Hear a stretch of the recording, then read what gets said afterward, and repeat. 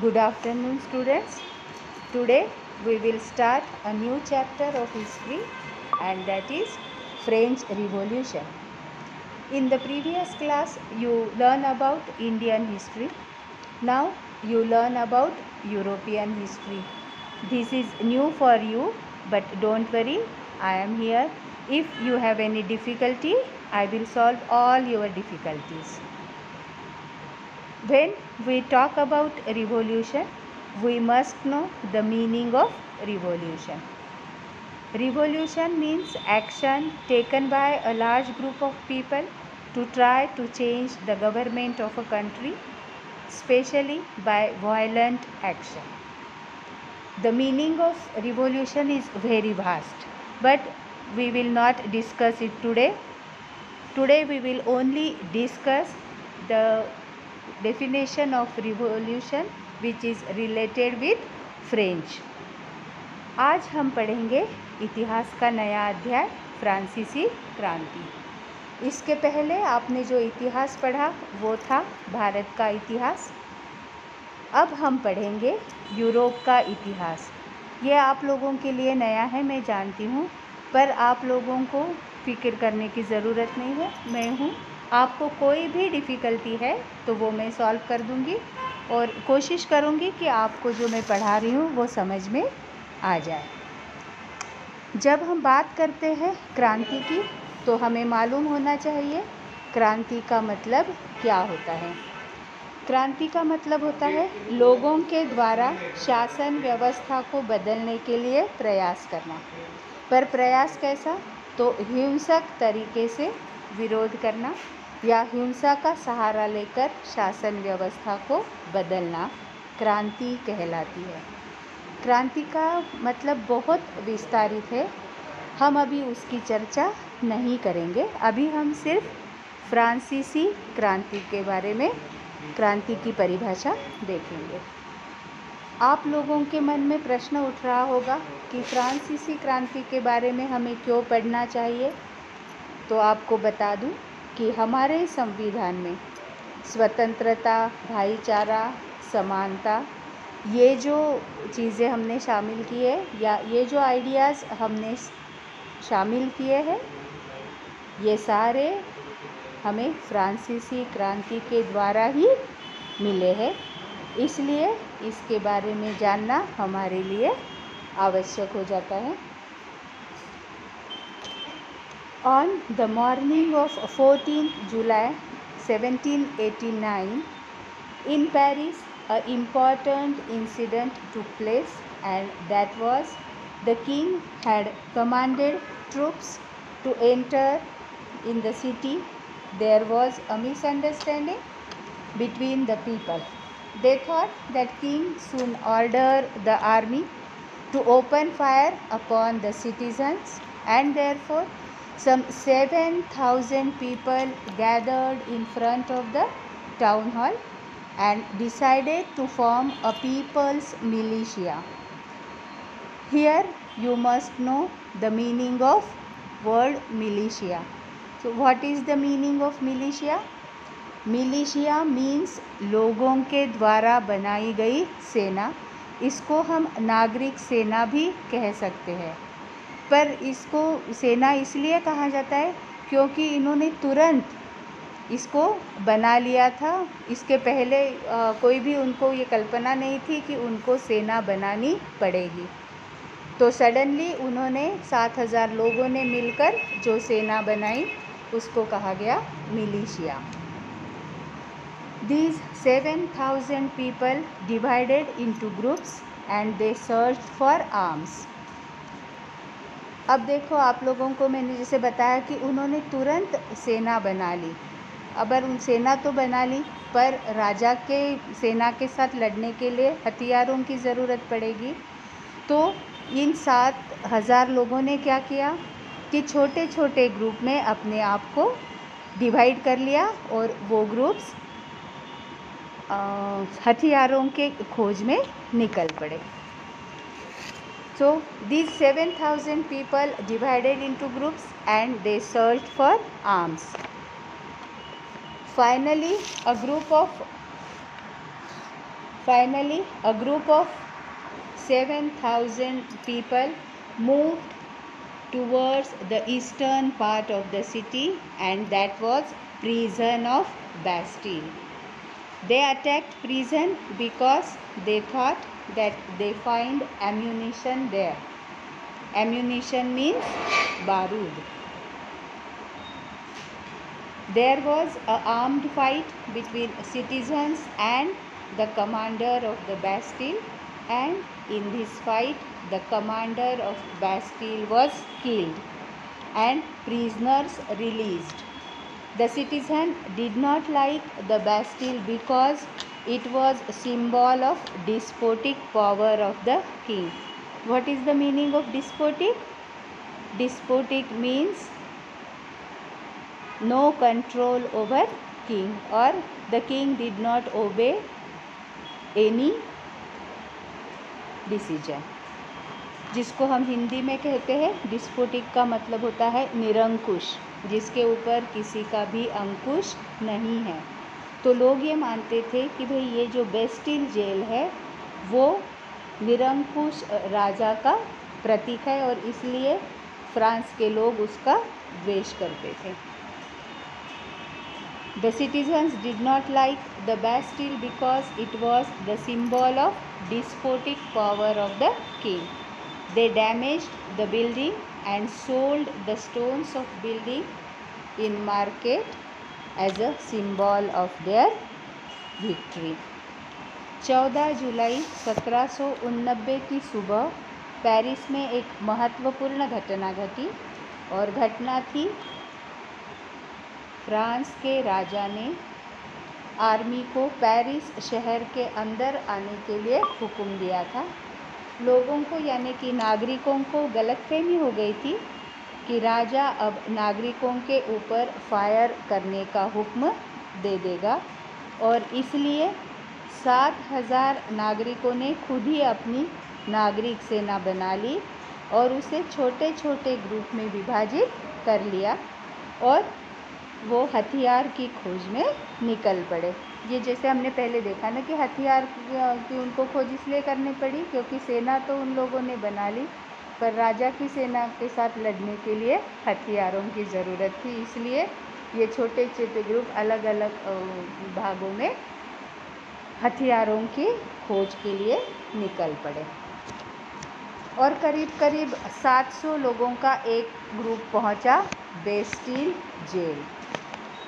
अब Bastille jail उन लोगों को ये आशा थी कि यहाँ से उनको बारूद मिलेगा, और इस आशा के साथ उन्होंने जेल पर धावा बोल दिया, जिसमें जेल का कमांडर मारा गया और सारे बेस्टिल में जितने भी कैदी थे वो रिहा किए गए और बेस्टिल जेल को ध्वस्त कर दिया गया।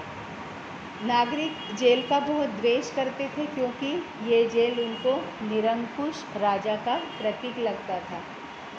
उसको ध्वस्त करने के बाद उसके अवशेष यानी क्या जो बचा, बेस्टिल को ध्वस्त करने के बाद जो टूटे फूटे उसके अवशेष थे नागरिकों ने बाज़ार में बेच दिए, और कुछ लोगों ने अवशेष अपने पास स्मृति के तौर पे यानी यादगार के तौर पे रख लिए। अब जो टूटी फूटी बिल्डिंग है उसमें क्या अवशेष होंगे, ईंटें या और ऐसा कुछ सामान जो उनको लगा कि इससे पैसे मिलेंगे वो उन्होंने बेच दिए। समझ में आ रहा है बेटा? यहाँ तक समझ में आ गया? और कोई भी डिफ़िकल्टी हो तो आप मुझे पूछ लेना। अब हम आगे बढ़ते हैं। Now we will see why people were angry on 14th July 1789. Louis XVI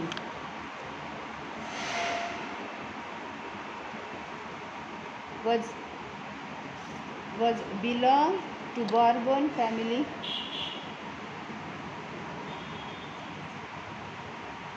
Louis XVI was belonged to Bourbon family when he was declared a king of France. At that time, his age was 20 years and he married to the Austrian princess Marie Antoinette. When he became king, at that time he found an empty treasury. देखो चित्र में आप लोगों को जो चित्र दिख रहा है वो है फ्रांस का राजा लुइस 16। और जब ये राजा बना तब इसकी उम्र थी 20 साल, और जिसके साथ उसकी शादी हुई थी, ये देखो चित्र में आपको दिख रहा है, ये थी ऑस्ट्रिया की राजकुमारी जिसका नाम था मेरी एंटोनेटी। देख तो हो गया था 10 minute.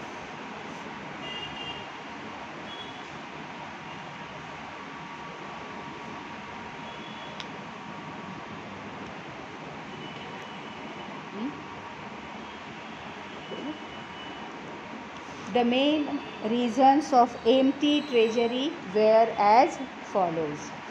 First, France and Britain was very close enemy for a very long time. Britain has captured 13 colonies of USA and France tried to help USA to gain independence. At that time, France has currency known as livre.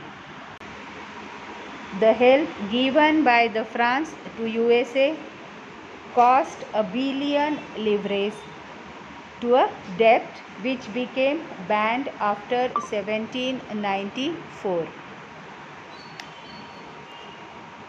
In France, there was a palace, Versailles, and this palace was very big and very beautiful, and much money is